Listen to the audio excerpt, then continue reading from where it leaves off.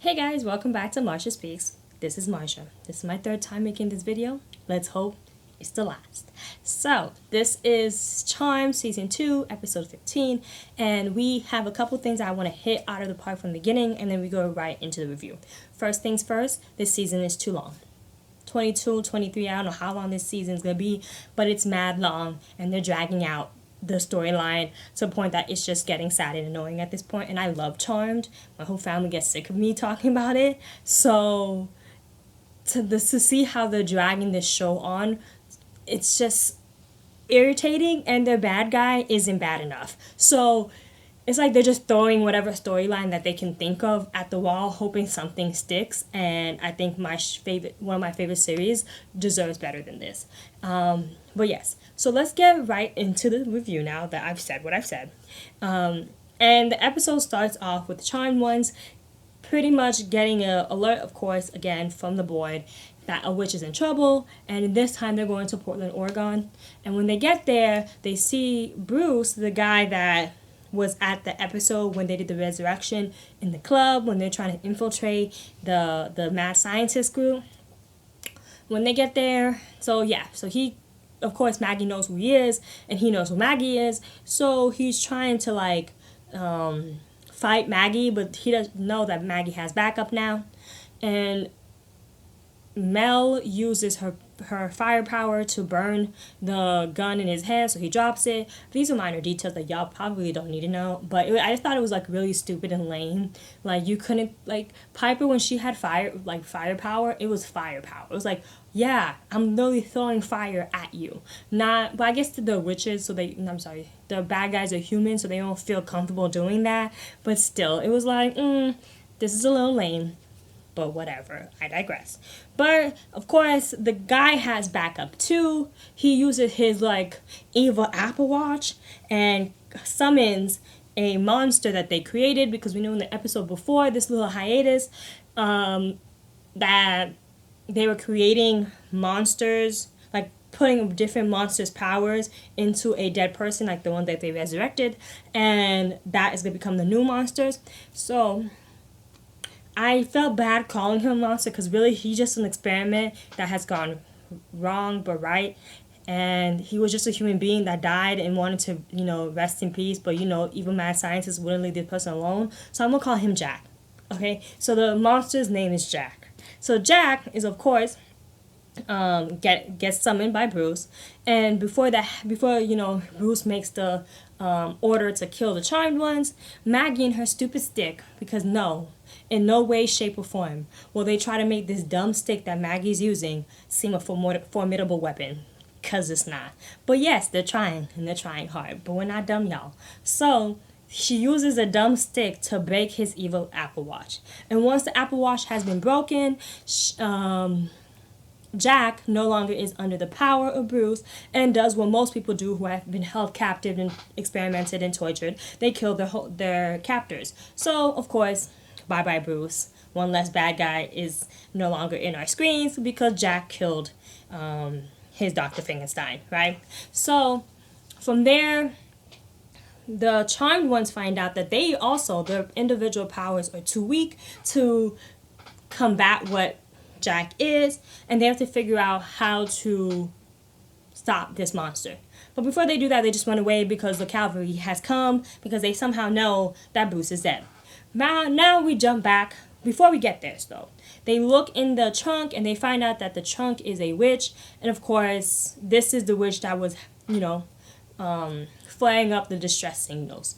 From there, they go back to headquarters after, of course, they blindfold the witch. And we find out that the witch is actually an ex-elder.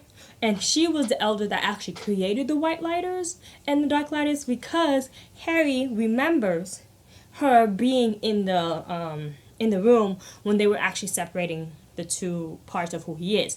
And I just found that highly convenient, because if you remembered back and you looked at that clip, everybody else's face was pretty much covered but hers. But okay.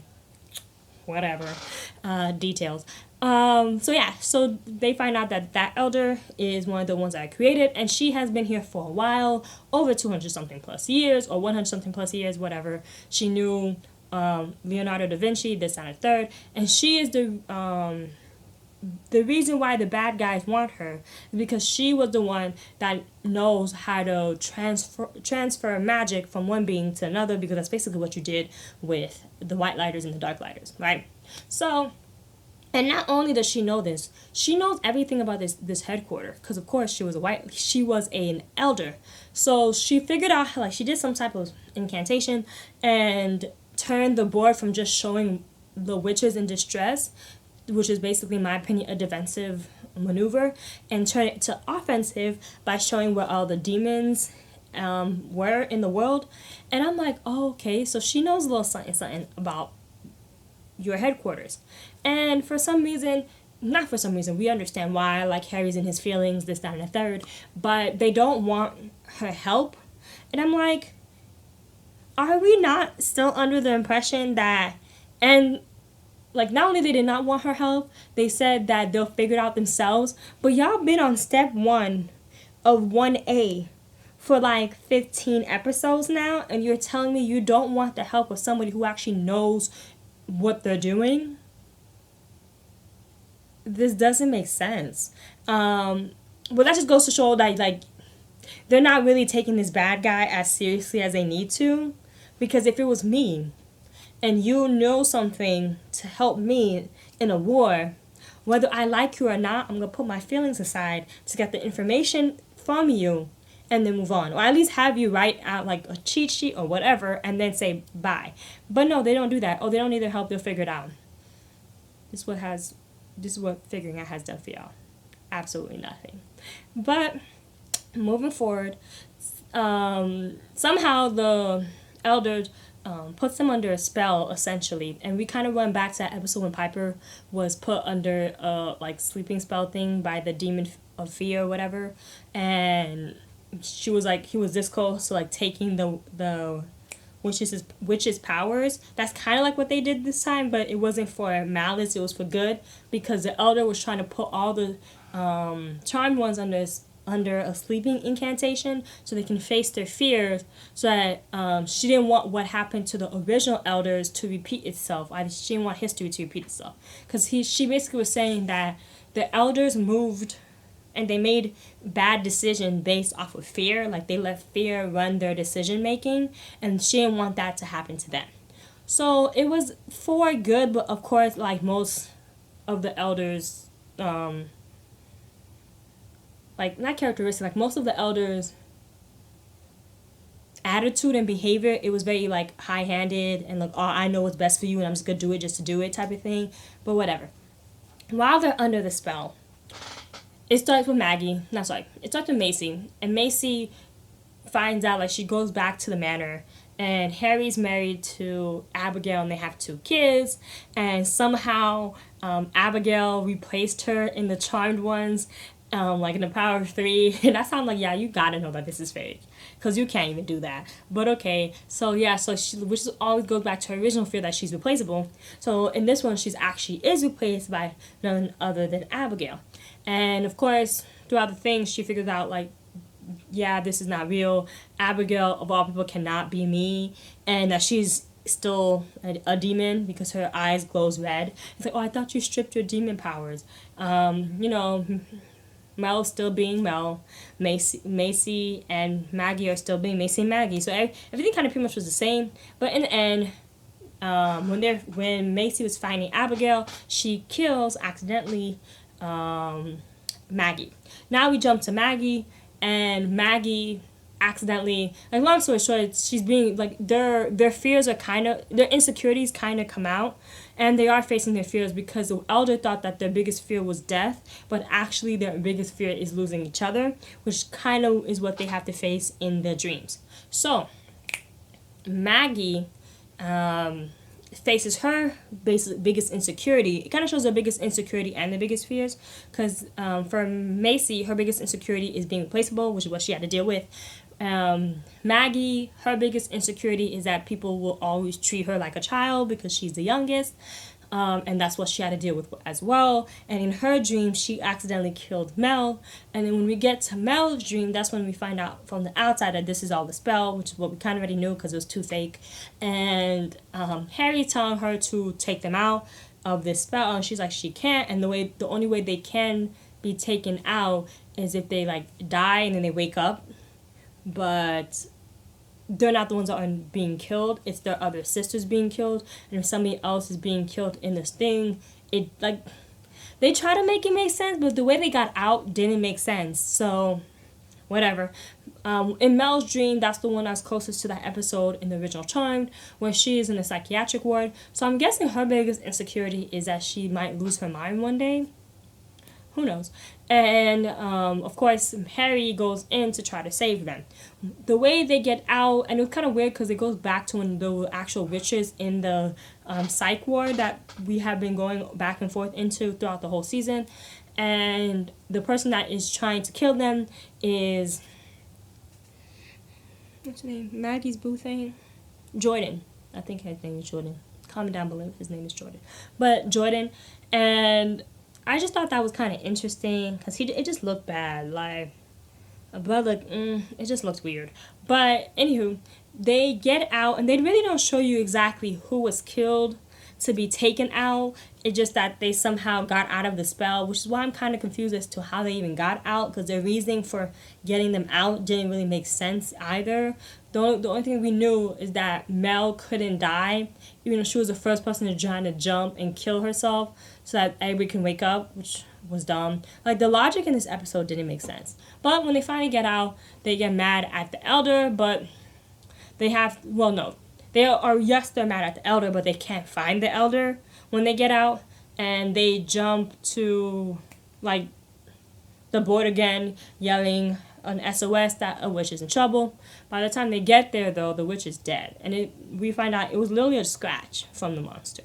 One, like, hand scratch from the monster killed the witch, and that was really sad. But it also showed me that, you don't know how many of these monsters they created. And we see how much damage a little scratch has done with one of the monsters they created. And you don't know how many they actually have created. And in the end, you still choose not to get help from the elders. From the one elder with the source of all the information that you need to know. Okay. But they figure out, like, okay, so they're trapped there because the monster kind of, like, burned a hole in Macy's jacket, so they cannot use the little marble to orb out. This part of the episode didn't make sense to me because when they were getting ready to leave, they realized that, oh my gosh, his power is too strong, like our individual thing isn't working, the power of 3 isn't working, and they know the power of 3 is the only thing that could probably have stopped him. And they were getting ready to actually, like, bounce out of here and use the marble. And then when they realized that they didn't have the marble, Mel was getting ready, like, oh, let's figure out if we can get Harry to come and orb us to safety and figure something else out. And then all of a sudden Maggie's like, no, let's stand our ground. And I'm like, sis, were you not here 3 seconds ago? Then you said that, oh, I'm ready to what's that thing called, to a strategic retreat or something like that. Like, you're getting ready to bounce, and now all of a sudden, oh no, let's stand our ground. And this is my worst part. Like, the worst part of the episode to me is when they used their dialogue and monologue to pep each other up, but it kind of sounded like stuff they wanted the audience to know, and it was like, bruh, like, this dialogue / monologue is really ruining the episode for me. Like, monologues ruin movies, and they ruin episodes, and it was bad, and I didn't like it at all. But in the end, their little pep talk caused the power of 3 to, to fix whatever was going on in their relationship for the power of 3 to actually work, and they used the power of 3 to kill Jack. R.I.P. Jack. We'll miss you. But when they finally get back to headquarters, they kind of won but kind of lost because they lost the witch, but they won also because, Jack's dead. We see Harry talking to the elder, and, like, actually Celeste is her name, and actually have, like, a cup of tea with her and blah blah. And this is where it really didn't make sense to me, because they said no, they don't need her help, they don't want her help, they'll figure it out herself, but y'all too stupid to figure this out by yourself. Like, it doesn't make sense. Because one thing that really irritated me throughout this whole episode is that the information, like the how-to book, as she calls it, to transfer magic from one organism to another organism and stuff like that, was in the headquarters the whole time. And they didn't know. It took her 3 seconds to find it. It was in one of the dumb books that was on the bookshelves in the background, and they didn't know this whole time. This thing that could have been like that could have been a turning point in the beginning of this season was in your possession this whole time, and nobody knew. And now the person who could be your cheat sheet is willing and able to give you help. And you say, nah, son, I'll figure it out myself. That doesn't make sense. And they're saying that the biggest bad guy is humans, because, yes, which is partly true. When humans are fearful, they tend to destroy before they're trying to understand. So, son, how? How does it make sense? Please explain to me, because I don't get it. How does it make sense to let her go away? And she said that the worst case scenario, if the bad guys find her again, she'll just use this little watch that she was using to make her immortal and basically kill herself. So there goes all that knowledge that goes with her. Which is a good thing for y'all, because, they won't know where your headquarters is. They won't know anything about how to make their bad guy plans worse. But it's bad for you guys, because you won't have that knowledge either. How does that make sense? It doesn't. It doesn't. Like, at all. The episode ends with her basically apologizing for all the stuff that the elders have done in the past, pretty much. And, of course, Harry accepting her forgiveness and all this and that. But this episode was tiring. Like, COVID-19 has got me annoyed, being home all the time, which I don't mind because I'm introverted at heart, but also, like, I would like to leave my home sometimes. And you can, but people too paranoid out here in these streets. And then the Charmed ones making dumb decisions. It doesn't make sense. The only bright spot of this episode really was the Charmed ones getting the Power 3 back and seeing Abigail, which is, if y'all know from episode 1 of this season, that I didn't like Abigail. Now I'm Team Abigail. Like, let's do something with Abigail, because I'm just... Why won't this stay down? I'm sick of it. I'm sick of their dumb decisions. It doesn't make sense. And then I saw the promo for next week's episode, which of course I'll be reviewing. And Abigail's gonna try to figure out how to, like, sabotage them, and I'm all here for it. I'm all here for it, because y'all making Macy dumb when she's not. Y'all making Maggie more needy than she normally is. Y'all making Mel distracted when she's usually the most focused one of all three of them. So it doesn't make sense. The bad guy, need more information on them. Y'all wasted 15 episodes of my life that I'm never gonna get back, because, like, let's be honest, half of that season they try to make Abigail the bad guy, but nobody was buying that. And then now we're trying to make the humans the bad guys, which would be kind of cool, because evil science, like, what's not cool about that? But at the same time, they're not making the Charmed ones act like this is a serious threat when it is. So it just doesn't make sense. And I'm sick of it. And I'm over it. And that's my review. Okay? I'm Marsha. This is Marsha Speaks. My conclusion is that the Charmed ones are dumb. And they're acting real childish right now. The love triangles was irritating throughout the whole season. That was another good thing about this episode, is that the love triangle wasn't, like, thrown so much into your face, which I appreciate. Comment down below if you guys think I'm being too hard on them, but I really don't think I am. I will be reviewing Waka Flocka and Tammy's TV show soon. Look out for that. Now that I have my computer back, I'll be doing a lot more videos now that I'm stuck at home. So, again, this is Marsha, and I'll see you guys in the next video.